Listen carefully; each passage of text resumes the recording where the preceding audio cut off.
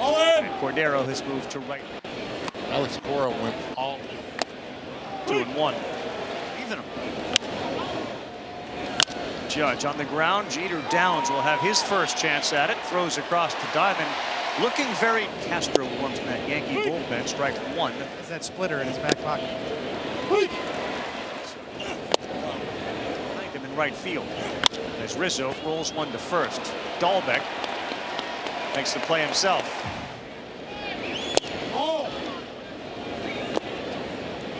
Stanton. Another one.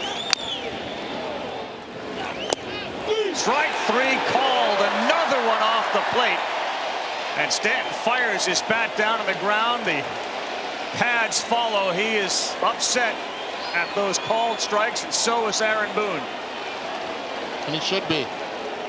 Trip Gibson missed on all the strikes he called.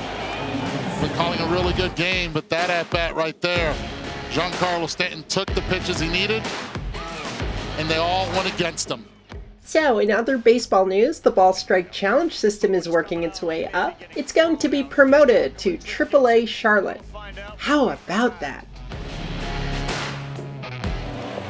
Castro, this was it for Boone. He kept holding up 6.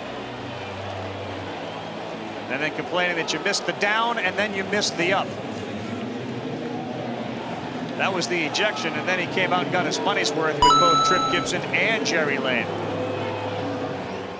This is a rarity. Objectively speaking, statistically, it is downright rare for all 3 called strikes in an at-bat to be different than what the expected computer outcome under zero error. And even if we do apply a 1-inch margin per the original manufacturer's recommendation, again, if you don't know, that's why margin of error exists. It's because the people who made the system when they rolled it out said that there is a margin of error for every pitch, but even applying that margin of error, 2 of the 3 pitches are outside that margin. For a silver lining, I guess it's not just Aaron Judge, but there's really no way to say anything other than when Boone held up the number 6 for at least 5 of them, and possibly the 6th as well, he's right. Challenge system coming to AAA. As was said in the broadcast, Gibson might have been calling a good game, but everyone remembers that at bat. You also asked about this runner's lane, and this is an example of Gibson making a good call here. Fielded, bad throw, coming around third and scoring is Story. So you asked about runner's lane interference. Trip Gibson gets in the game to make the correct call. Even if you're not calling balls and strikes well the entire time, you can always get in position to make other calls. Runner's lane interference is an example. Remember, the rule is you have to be within the lane, and the lines are part of the lane. So if you're touching any part of the line, you are considered to be within the lane. Except for that last stride to first base, which the rule lets you exit the lane, provided that you have run legally within the lane prior to that point.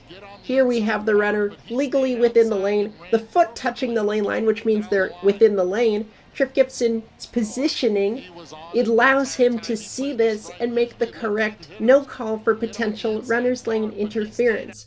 The moral of the story, thus, is no matter what your ball strike calls are, there's always another play to turn the page, move on, get to your position, hustle, and make the correct call because of that hustle that laid the foundation for that play. You've seen this all year from the Yankees. The Red Sox are kind of Yankeeing the Yankees.